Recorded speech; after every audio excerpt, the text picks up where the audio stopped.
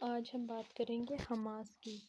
इससे पहले हमने बात की थी फ़िलिस्तीन और इज़राइल के बीच चल रहे इस टकराव की वजहों की और इसके इतिहास की, जो हमने पिछले 3 पार्ट्स में बात की है। अगर आपने हमारे पार्ट 3 नहीं देखे हैं तो आपसे निवेदन है कि आप जाके देख लें। हमास के बारे में जानने के लिए वीडियो के एंड तक हमारे साथ बने रहें। आइए चलते हैं वीडियो की तरफ। तो हमास, जिसका मतलब है हरकत अल मुकावामा अल इस्लामिया। हमास का गठन 1987 में इजिप्ट एंड फ़िलिस्तीन के जो मुसलमान हैं उन्होंने मिलकर किया था, और इसका जो मुख्य उद्देश्य है वो है इजरायली प्रशासन के स्थान पर इस्लामिक शासन की स्थापना करना। हमास फ़िलिस्तीन का सबसे प्रमुख, या ऐसे कह लीजिए कि सबसे बड़ा चरमपंथी संगठन है। जब फ़िलिस्तीन में जो जन आंदोलन चल रहा था 1987 में, उसी दौरान इसका गठन हुआ था। तो हमास इज़राइल को मान्यता नहीं देता है और वो बोलता है कि इज़राइल को हम एक स्टेट के रूप में मान्यता नहीं देंगे, इसकी एग्जिस्टेंस को हम नहीं मानते। इसके साथ ही ये पूरे इज़राइल को फ़िलिस्तीनी क्षेत्र ही बताता है, और वो यहाँ पर इस्लामी राष्ट्र बनाना चाहता है, इस्लामी राष्ट्र की स्थापना कर। अपनी स्थापना के 1 साल बाद, यानी कि 1987 में स्थापना हुई थी हमास की। इसके 1 साल बाद 1988 में हमास ने एक चार्टर जारी किया, जिसमें इज़राइल और यहूदियों के बारे में कहा गया कि हमास यहूदी समाज और इज़राइल को पूरी तरह ख़त्म करके ही दम लेगा। हमास की 2 यूनिट्स हैं, जो एक पॉलिटिकल यूनिट है और दूसरी है जो सशस्त्र यानी आर्म्ड यूनिट है। यानी इसकी 2 यूनिट, पॉलिटिकल यूनिट और आर्म्ड यूनिट 2 है, जिसका लीडर शेख अहमद यासीन है। जो हमास की पॉलिटिकल यूनिट है वो वेस्ट बैंक और गाज़ा पट्टी में अस्पताल, स्कूल चलाती है और वहाँ के लोगों के धार्मिक और सामाजिक मामलों को देखती है। तो जो सैन्य विंग है उसका जो गठन हुआ था, सैन्य विंग का गठन 1992 में हुआ था, और तब से ये एक्टिव है और लगातार इज़राइल पर हमले। अब देखो, अब यहाँ एक और मसला आता है यरूशलेम का, जो कि एक धार्मिक मसला है। अब धार्मिक मसले के बिना लड़ाइयाँ तो कैसे ही पूरी हो सकती हैं। तो जो यरूशलेम है वो मुस्लिम, यहूदी और ईसाई तीनों धर्मों के लिए, उनके धर्मों के लिए पवित्र शहर माना जाता है। ये सभी धर्म उसको अपना पवित्र शहर मानते हैं। अगर जहाँ हम बात करें मुस्लिम धर्म की, तो मक्का और मदीना के बाद जो अल-अक़सा मस्जिद है, इस्लाम का ये तीसरा सबसे पवित्र स्थान माना जाता है, जो अल-अक़सा मस्जिद है वो। तो ये 35 एकड़ के करीब एरिया में फैला हुआ है, और इस परिसर को अल-हरम अल-शरीफ कहते हैं। वहीं अगर यहूदी धर्म की बात करें तो वो इसे टेंपल टाउन कहते हैं। जबकि ईसाई धर्म के अनुसार यहीं ईसा मसीह को सूली पर लटकाया गया था, और यहाँ ईसा मसीह का एक मकबरा भी है। और जो यहूदी से टेंपल टाउन बोलते हैं ना, उनका एक सबसे जो पवित्र स्थान डोम ऑफ द रॉक भी यहीं पर स्थित है। तो इस जगह को लेकर सालों से यहूदियों और फिलिस्तीनियों के बीच विवाद जारी है। तो ये तो हुई अल-अक़सा की बात। अब ये मामला बीच में इसलिए बताया है क्योंकि वहाँ ज़मीन की नहीं, आस्थाओं की और रिलीजन की भी बात, उनकी भी लड़ाई जारी है। तो अभी ये जो यरूशलेम का एरिया है ये यूएन के अंडर आता है, यूएन इस पर कंट्रोल कर।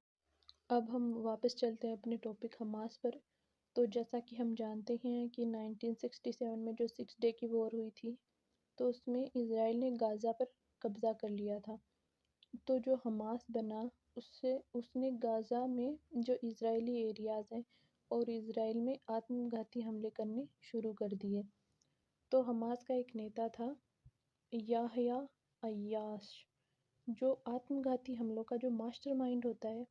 बहुत सारे उन्होंने सुसाइड बॉम्बर्स जो हैं, उन मतलब मास्टरमाइंड था ये बहुत सारे मामलों का।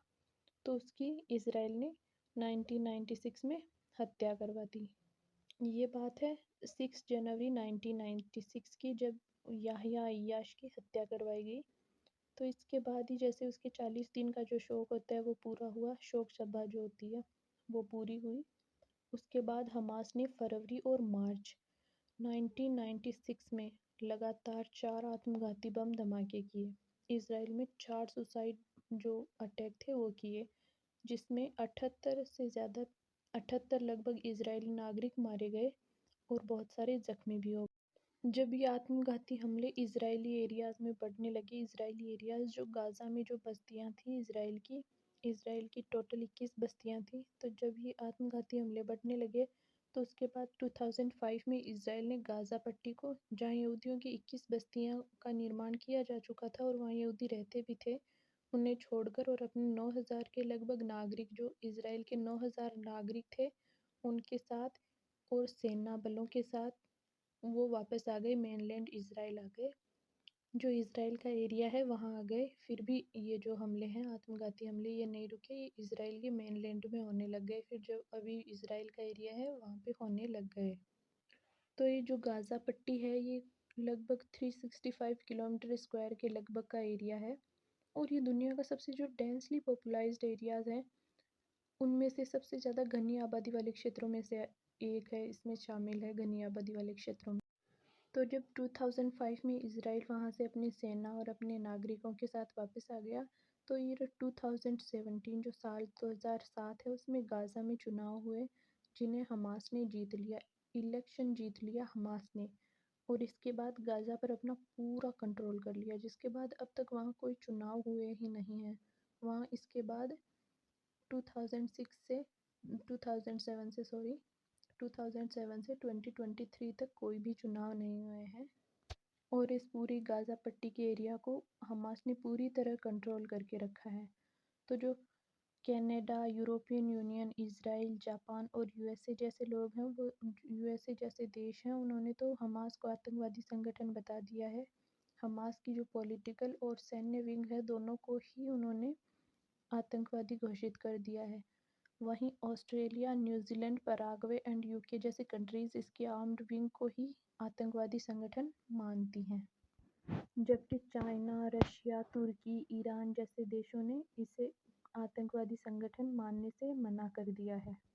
मतलब ये इसे आतंकवादी संगठन नहीं। ग्लोबल टेररिज्म डेटाबेस के अकॉर्डिंग हमास ने इसराइल पर 1987 से, यानी हमास के बनने से 2020 तक आत्मघाती हमले और आतंकी हमले करके 857 इजरायलियों को मारा है, जबकि 2819 को घायल किया है। अकॉर्डिंग टू इसराइल, हमास के पास 30 से 40 हज़ार लड़ाके और बहुत सारे खतरनाक हथियार हैं, जैसे कि machine gun, AK-47, rocket, grenade, drone, artillery, paragliders और बुलडोज़र। करंट जो इसराइल और हमास के बीच वॉर चल रही है, जो उसका रीज़न है वो ये है कि 7 अक्टूबर को हमास के आतंकवादियों ने सुबह-सुबह इसराइल का जो दक्षिणी भाग है, वहाँ पर हमला कर दिया, जिसमें लगभग 1200 से ज़्यादा इजरायली, इनकी संख्या 1200 से 1400 बताई जा रही है, इतने निर्दोष इजरायली नागरिक मारे गए हैं। और साथ ही हमास ने 250 इजरायलियों को बंधक भी बना लिया है, हॉस्टेज बना रखा है। और हमास ने जिसके लिए 5,000 रॉकेट दागे, 7 अक्टूबर की सुबह को 5,000 रॉकेट इसराइल पर दागे, जिसके बाद इसराइल ने हमास के खिलाफ ऑपरेशन आयरन स्वॉर्ड के तहत हमले शुरू किए हैं और जो अभी तक जारी है। अब जो मानवाधिकारों की बात करते हैं, मानवों पर हो रहे क्रूर अत्याचारों की बात कर रहे हैं, वो इसराइल को बोल रहे हैं कि उन्होंने फ़िलिस्तीन पर अत्याचार किए हैं।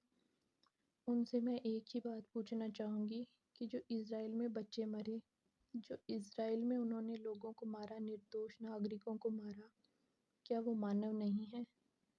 मानवाधिकारों की बात करने वाले ये भूल जाते हैं कि इसराइल में भी मानव रहते हैं। जो हमास ने उन पर हमला किया है, वो भी मानव ही हैं।